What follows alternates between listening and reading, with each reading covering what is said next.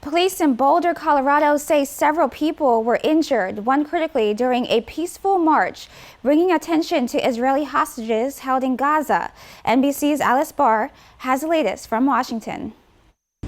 This morning, a painful recovery for 8 victims and an entire community after investigators say a man used a makeshift flamethrower and shouted "Free Palestine" during an attack in Boulder, Colorado, on a march calling for the return of Israeli hostages still held in Gaza. It is clear that this is a targeted act of violence, and the FBI is investigating this as an act of terrorism.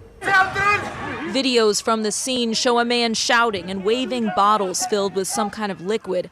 Authorities now identifying the suspect as 45-year-old Mohammed Sabri Solomon. 2 senior law enforcement officials say he's an Egyptian national and that while the investigation is in the early stages, he appears to have acted alone. Police arrested him at the scene. And they immediately ran into a chaotic situation where a man was throwing Molotov cocktails and using other devices to hurt people. Witnesses joined in, rushing to help the victims between the ages of 52 to 88, some with very serious burns. I was just like, how can I help? And they had like really bad burns all up on their legs.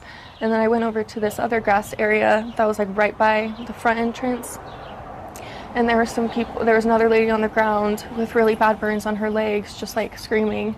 The attack follows the deadly shooting less than 2 weeks ago of 2 Israeli embassy staff members in Washington, D.C., after which investigators say the suspect shouted that he did it for Gaza. And as the war there between Israel and Hamas drags on, both anti-Semitic and anti-Muslim hate crimes are on the rise.